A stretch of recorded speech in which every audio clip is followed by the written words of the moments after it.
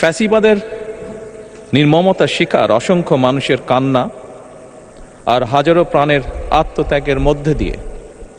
অবশেষে আজ থেকে পুনরায় যাত্রা শুরু হতে যাচ্ছে জনগণের ভোটে জনগণের কাছে জবাবদিহিমূলক সত্যিকার অর্থে জনপ্রতিনিধিশীল জাতীয় সংসদ। বাংলাদেশের জাতীয় সংসদের রাজনীতির এই ঐতিহাসিক মুহূর্তে আমি আল্লাহর দরবারে শুকরিয়া জানাই, যার অশেষ রহমতে আমরা একটি ন্যায়ভিত্তিক গণতান্ত্রিক মানবিক বাংলাদেশ প্রতিষ্ঠার লক্ষ্যে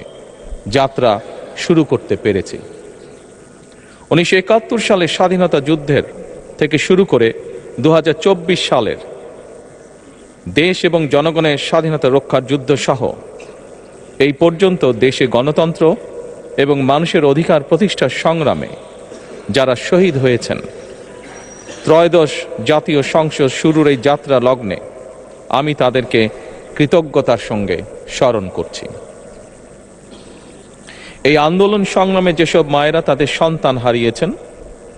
যেসব সন্তানেরা তাদের প্রিয়জন হারিয়েছেন, যেসব পরিবার তাদের সন্তান স্বজন হারিয়েছেন,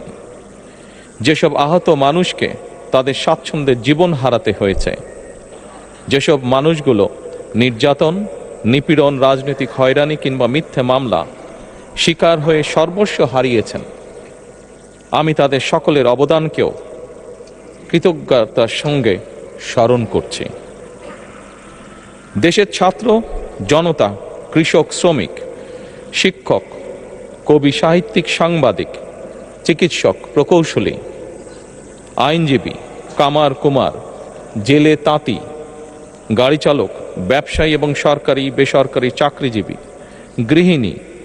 সারা দেশে গণতান্ত্রিক রাজনৈতিক দলের নেতা কর্মী সমর্থক তথা সর্বস্তরের সকল শ্রেণী পেশার মানুষ যাদেরকে গুম, খুন, হত্যা, নির্যাতন, নিপীড়ন, মিথ্যা হামলা মামলা কিংবা জীবন্ত মানুষের কবরস্থান তুল্য বর্বর বন্দিশালা, আয়নাঘর, কোনো কিছু দিয়েই যাদের গণতান্ত্রিক আকাঙ্ক্ষাকে রুখে দেওয়া যায়নি, যাদের সাহসী ভূমিকায় দেশে পুনরায় গণতন্ত্র ফিরে এসেছে, আমি ত্রয়োদশ জাতীয় সংসদের এই যাত্রা লগ্নে দেশের স্বাধীনতা প্রিয় গণতান্ত্রিক আমি বীর ছাত্র জনতাকে জানাই অভিনন্দন।